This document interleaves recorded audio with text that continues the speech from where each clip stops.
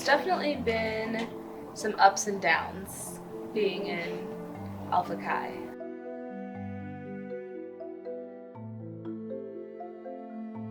I went through recruitment in 2019, so that was pre-COVID when everything I would say was, how they would operate under normal circumstances. I would say the first thing that I noticed was just how white it was.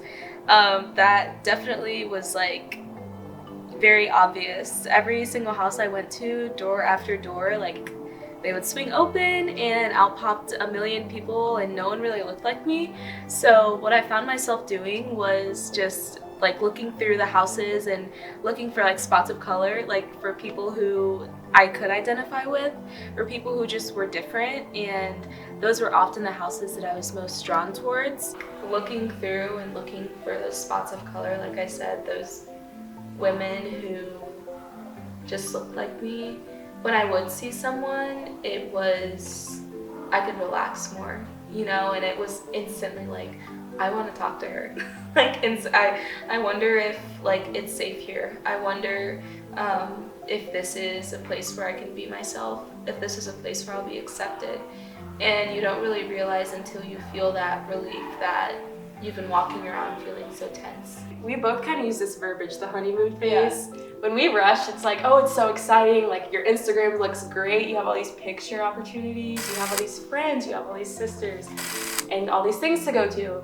And I was out of state. You were out of state. So it just made it easy to have a community. And then you kind of don't complain. At least this was me. My freshman year, I was giving so much time and money and energy to Alpha Chi and taking a full schedule like every other student. And I was like, oh, this is okay. But really, it was exhausting. Things progressed. It wasn't like, oh, one day I wake up, I hate this sorority. I wake up and I'm like, wait a second. I'm giving so much away to it.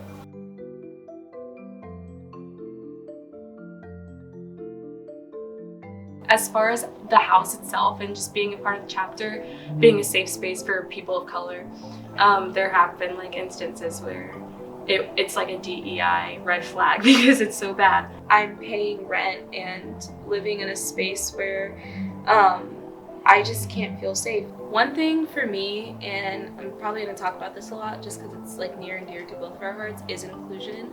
So coming in, I definitely wanted to be part of a space that I felt was welcoming of all people of different identities. And so when I joined freshman year, my friend Sammy and I saw the need for some sort of board, something along the lines of DEI. So I started what was called Diversity Committee. Our chapter decided to take the committee and turn it into an executive board position. So the following year, I served as our chapter's first VP of DEI, which sounds like it would be amazing and helpful and this awesome thing, but it was not. I guess it was just assumed that I would run. And I was interested in running, but yeah, I was kind of just ushered into the position because I was the DEI person. I had already been giving DEI presentations that summer for the chapter and posting stuff and resources regularly, so I guess I just kind of fit the role. I guess it was just, I wasn't shocked. It wasn't shocking to me that I'd be asked to do it, but it was okay, whose burden, whose job is it going to be to fix these problems? Oh, it's mine. And of course, I'm one of a handful of Black women in the chapter, so it was just kind of assumed.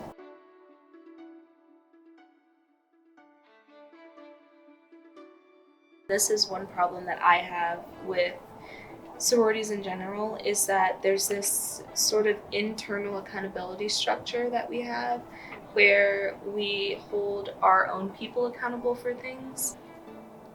And ultimately what happens is we do what we can to protect the chapter. That usually looks like a slap on the wrist, or maybe a girl gets kicked out of the chapter, but that doesn't address the issue, the systemic issue, and that doesn't ever hold the chapter accountable. Girls feel like privileged enough to do the sort of things that they did needs to be addressed, but it never was. That really stems from the fact that these spaces were created to be elitist, and they were created to attract a certain person and favor one group over the other. I think the type of person that is attracted to a lot of these spaces does not always care. And I say this all the time, but you can lead a horse to water, but you can't force it to drink. So I was forcing almost people to do things and care about things that they just didn't care about. And it was really hard for me. It was really hard. Carleigh was on my board. It was hard because they were things that were so near and dear to my heart, but I could tell that my sisters could not care less. And aside from that, I worked on the standards board as DEI, so I really saw every incident that had to do with race, sexuality, disability, things would come to me first, and I would be part of the board that developed creative sanctions for girls who messed up, I guess. So that's when I really saw what girls were capable of. And that's when it hurt the most, when I served as DEI. I think it just gets hard to be you can't teach someone how to care. True. So it's you can create the role. We have the role. I don't feel like anyone cares, you know what I mean? Yeah. So it's yeah, they should have these things in place because it opens doors for conversations to be had.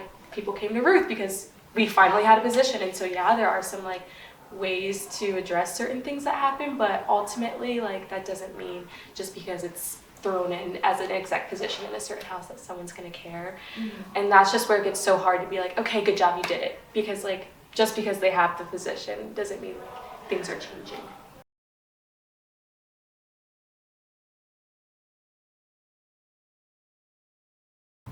There's definitely just this hyper conscious, I'm always hyper aware of the fact that I'm in Greektown right now. Very few people look like me. Very few people come from cultural backgrounds like me. And so that's just that. You always have that in the back of your mind. Just being in the house, being in Greektown, being in Greek life, in general. I just think there's just this added weight that comes with having to always recognize that. I would agree with that. Just an extra awareness that I don't think anyone else who is white has to really think about.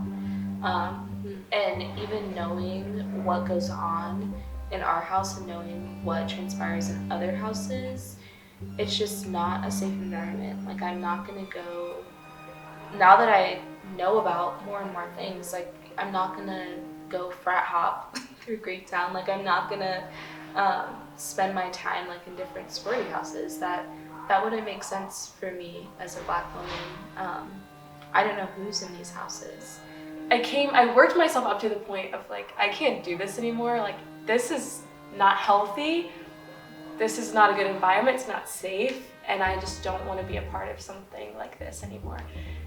And getting to that point made me realize all the things that I was missing out on, expressing who I truly am 100% of the time. I hadn't done that since I came into college because I've been in the sorority for 2 years. So it's I'm just excited to learn about myself and be able to express myself and do that unapologetically. I feel like I'm about to step into freedom. So. With all of this, I can't stay. I wouldn't love myself if I stayed. Mm-hmm. Because of the diversity, equity, inclusion